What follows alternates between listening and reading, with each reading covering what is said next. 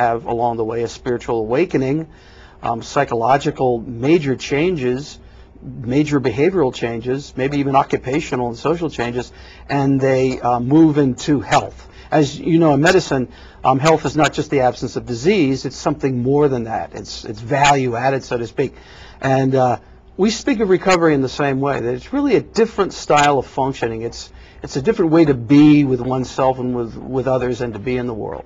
So it sounds like abstinence is sort of the physical getting rid of the drug, so to speak, but recovery is really a holistic approach to one's life in terms of when someone's in recovery, not only are they abstinent and not using that drug, but they've really, to some extent, come to terms with it, made peace with it, so to speak, and have really gone on with their life despite that history of the addiction. I think that's a good, accurate description of it, yes. Is when you talked about people being in recovery, obviously there's major relapses. Obviously if that wasn't the case, it'd be, we'd live in a much different world. Right. So what are some of the reasons people end up either not being able to be in recovery or go in recovery and then, get back addicted to whatever the substance was? Well, you're right. Addiction, again, one of the sort of defining aspects of addiction is it's a chronic illness. And like all chronic illnesses, you can have relapse and you get periods of remission. And in fact, we anticipate relapse with something like an addiction because it's initially, at least, hard to stay sober. There's so many temptations. There's alcohol everywhere. There's drugs everywhere. So there's a lot of threats to recovery. And most people who are in recovery lose their recovery, usually temporarily, because they confront a situation where they don't have an adequate coping response to deal with the stressor. It could be an internal mood state, anxiety, some type of stressor. It could be a conflict in a relationship. It could be a major life change, because we find that with patients a lot of changes happen, especially in the first year of recovery.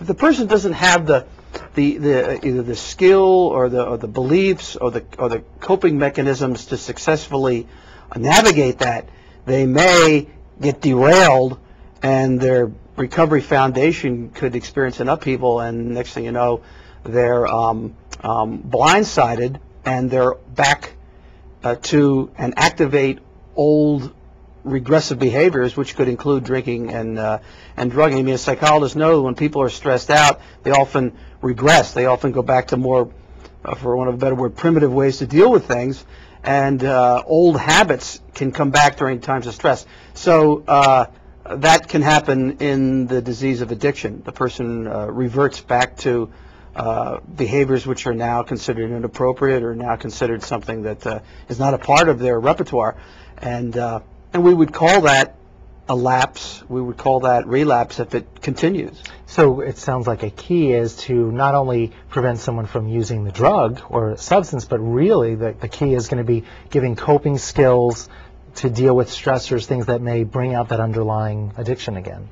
Exactly. Healing old emotional wounds, developing personality strengths, developing a sense of well-being. There's a whole host, a whole array of therapies and a whole array of activities and skills and things that one really does for somebody who's entering into recovery. Exactly right.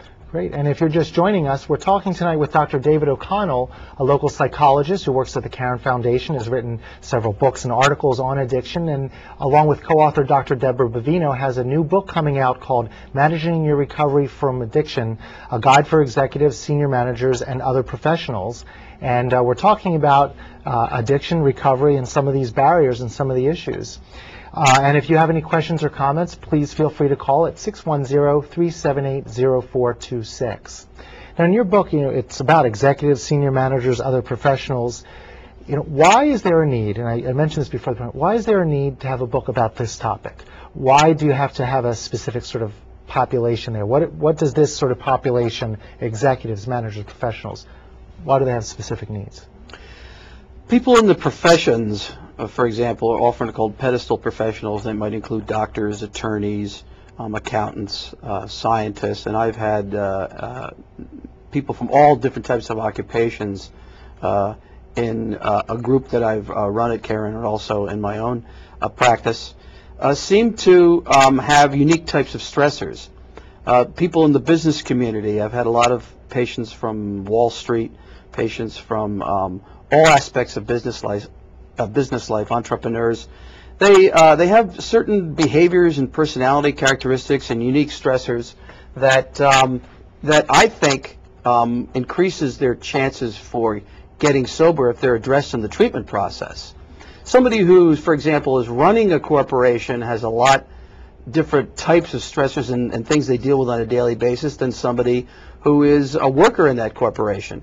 And the effects of addiction at higher levels in an organization have a ripple effect, can affect the whole entire organization, can bring organizational behavior to, can arrest it, can stop creativity, can have all sorts of systemic effects inside an organization or corporation if somebody in a leadership position or in a position of power is enfeebled by addiction.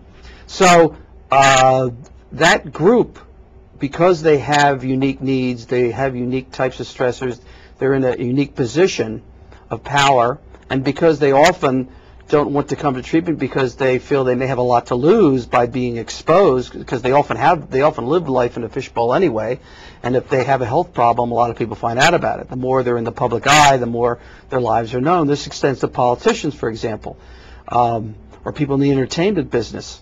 So they have a lot to lose, and they may, because of their own success, be trapped by it, and that can insulate them from people who might confront them and get them the help they need, and they may be sort of tricked by their own success. I've had a lot of patients who fall into this category who are doing very well financially, but their health is deteriorating and the rest of their life is deteriorating because of their success. So sometimes success can blind one to problems.